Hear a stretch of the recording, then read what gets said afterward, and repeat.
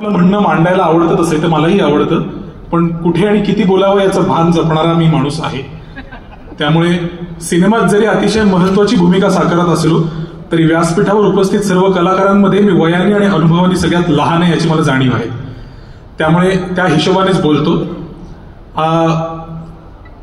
Pravin Tarde sir यांच्याबरोबर मी केलेला हा 4था-5वा सिनेमा आहे आणि हे केवळ मला माझं भाग्य वाटतं की मला त्यांच्याबरोबर काम करायची संधी मिळते. याचं कारण आम्ही कायमच हे म्हणतो की प्रवीण तरडे सरांवर सरस्वती प्रसन्न आहे. इतकं सुंदर लिखाण आणि दिग्दर्शन कायम ते करत असतात आणि खरोखर प्रेक्षकाभिमुख कलाकृती कशी करावी यांची त्यांना पुरेपूर जाण आहे. धर्मवीर पार्ट 1 हा सिनेमा प्रेक्षकांनी खूप डोक्यावर घेतला. आजही लोक भेटतात तेव्हा एकेका सीनचं वर्णन करून एकेका मोमेंटबद्दल बोलतात आणि कलाकार मित्रांनी या अशा गोष्टींबद्दल बोलणं हे समजून घेण्यासारखं असतं. पण प्रेक्षक जेव्हा अभिनयातले बारकावे, सीन मधले बारकावे, कॉन्टेक्स्ट याविषयी बोलतात तेव्हा खरोखर त्यांनी किती बारकाईने सिनेमा पाहिलाय, लक्ष देऊन पाहिलाय याची जाणीव होते. तितकाच किंबहुना त्याहून खूप जास्त भक्कम आणि जोरदार असा धर्मवीर भाग 2 सरांनी केलेला आहे.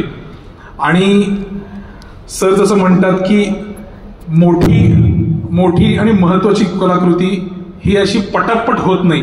त्यामुळे गेले कित्येक महिने आम्ही या सिनेमाच्या प्रक्रियेत आहोत. चित्रीकरण असेल, डबिंग असेल, आता तर हिंदी भाषेतही आहे त्यामुळे हिंदीतही आम्ही डबिंग करतो आहोत.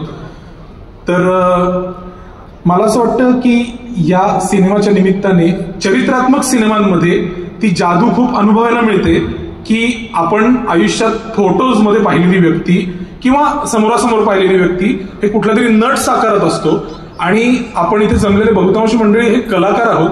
तर आपल्याला हे ठाऊक आहे की कुठलीही व्यक्ती कितीही कॉस्ट्युम मेकअप करून आपल्या समोर आली तरी सुद्धा तो आपला को ऍक्टर आहे या जाणीवेने आपण ओके असतो.